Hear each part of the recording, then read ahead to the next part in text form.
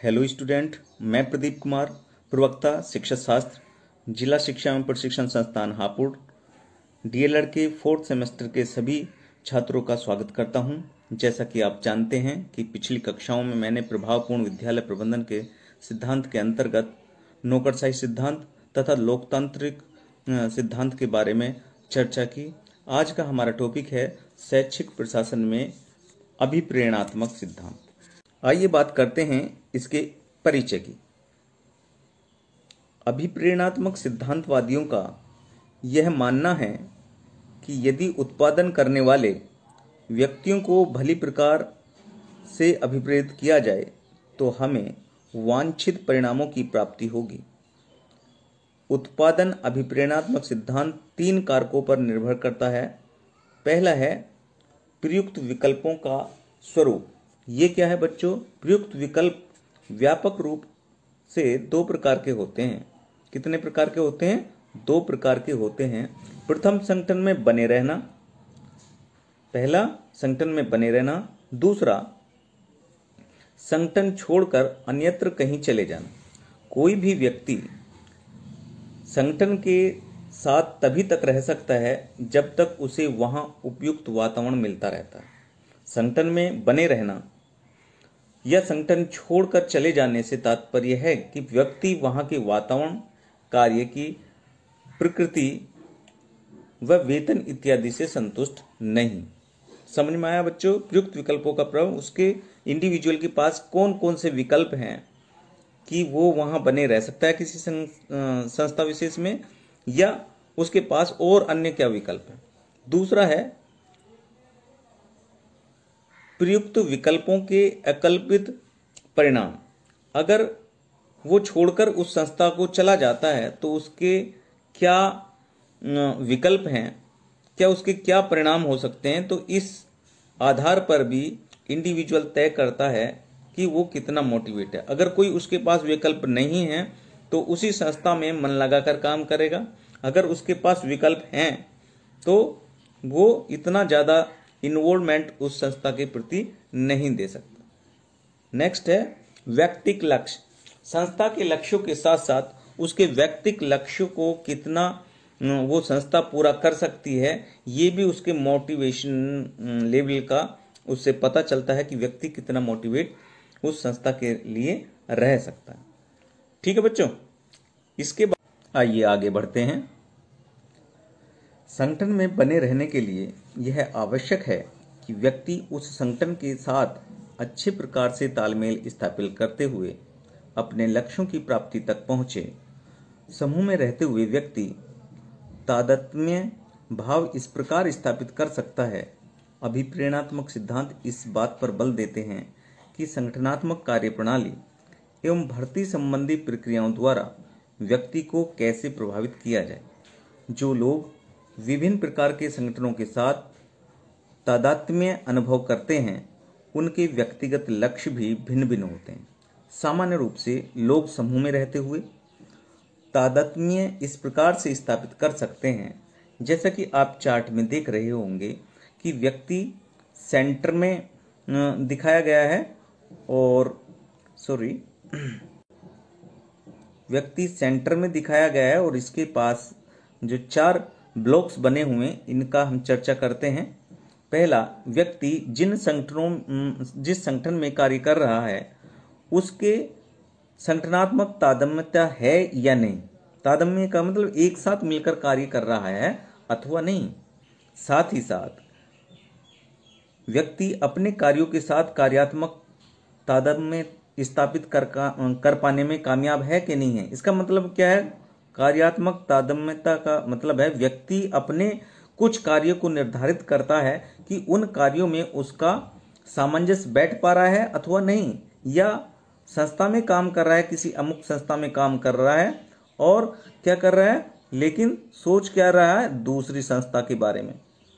तो ये नहीं होना चाहिए। इससे व्यक्ति का जो कार्य है वो प्रभावित होता है बच्चों, और साथ ही साथ व्यक्ति के कार्य प्रभावित होने से उसकी संस्था पर भी क्या पड़ता है? प्रभाव पड़ता है। साथ ही साथ व्यक्ति का उस संगठन के उप समूहों के साथ किस प्रकार का संगठन है ये भी व्यक्ति की उपलब्धि पर निर्भर करता है, और साथ ही साथ अगर उसका सामंजस्य बेहतर है तो उस संगठन की जो कार्य क्षमता है वो भी बढ़ जाती है बच्चों। इसके साथ साथ तीसरा है कि परा संगठनात्मक तादात्म्यक या अन्य संगठनों के साथ संबंध। जो संगठन है उसके अन्य संगठनों से भी कार्य पड़ते हैं, अतः उस संस्था में कार्य करने वाले लोगों का अन्य संगठन के लोगों से कैसा सामंजस्य है, कैसा जो एडजस्टमेंट है, ये भी किसी संस्था विशेष की उपलब्धि को दर्शाता है। तो बच्चों, मैंने इस चार्ट के माध्यम से आपको व्यक्ति का अन्य संगठनों से, अपने कार्यों से, दूसरे उपसमूहों से, अन्य संगठनों से किस प्रकार का एडजस्टमेंट हो, ये व्यक्ति के मोटिवेशन के लेवल के आधार पर निर्धारित होता है। और व्यक्ति के मोटिवेशन को ऊंचा उठाना उस संगठन की जिम्मेदारी है कि जब वो उसको भर्ती कर रहा है, उसके लक्ष्य को निर्धारित करते हुए उसकी उपलब्धि कहाँ तक जा सकती है, तो ये एक तरह से उसको मोटिवेट करते रहना चाहिए, तभी संस्था की प्रगति भी निर्धारित की जा सकती है। आइए नेक्स्ट बिंदु पर चलते हैं बच्चों। शैक्षिक प्रशासन में संगठनात्मक संतुलन का सिद्धांत। ये जो हमारा थ्योरी है, ये नेक्स्ट थ्योरी है। इससे पहले हम प्रभावपूर्ण विद्यालय प्रबंधन के सिद्धांत के अंतर्गत नौकरशाही सिद्धांत, लोकतंत्रात्मक सिद्धांत तथा जो अभी हमने पढ़ाया अभिप्रेरणात्मक सिद्धांत मतलब मोटिवेशन थ्योरी, और इसके साथ साथ अब बात करते हैं हम प्रिंसिपल ऑफ ऑर्गेनाइजेशन बैलेंस की थ्योरी। इसके अंतर्गत प्रत्येक शैक्षिक संगठन को एक जटिल सामाजिक वातावरण के अंतर्गत कार्य करना पड़ता है, और संगठनात्मक संतुलन सिद्धांत भी संगठन एवं वातावरण के बीच की जाने वाली अंतःक्रिया पर आधारित है। मतलब क्या है कि किसी भी संस्था को कोई भी कार्य करना हो वो समाज के अंतर्गत ही रहकर कर सकती है, अर्थात संगठन तथा समाज के बीच कैसा मैत्रीपूर्ण संबंध है या कैसा सामंजस्य है, ये किसी भी संगठन की प्रगति को निर्धारित करता है। अमरी तथा ट्रिस्ट का विचार है कि वातावरण जनित परिस्थितियों को हम दो ध्रुवों पर रख सकते हैं। पहला, ऐसा वातावरण जो निश्चल तथा शांत हो। कैसा बच्चों? पहला शांत वातावरण वाला, और दूसरा कैसा? ध्रुव पर विक्षुब्ध मतलब अतः अशांत। आइए आगे बढ़ते हैं। प्राय शैक्षिक संगठनों को इन दोनों ध्रुवों के बीच में किसी बिंदु पर अवस्थित वातावरण में कार्य करना पड़ता है। विद्यालय वातावरण विभिन्न प्रकार की शक्तियों से निर्मित होता है, जैसे सरकारी निर्णय, राजनीतिक उथल-पुथल, आर्थिक परिवर्तन, शिक्षक एवं छात्र संघ की मांगें इत्यादि।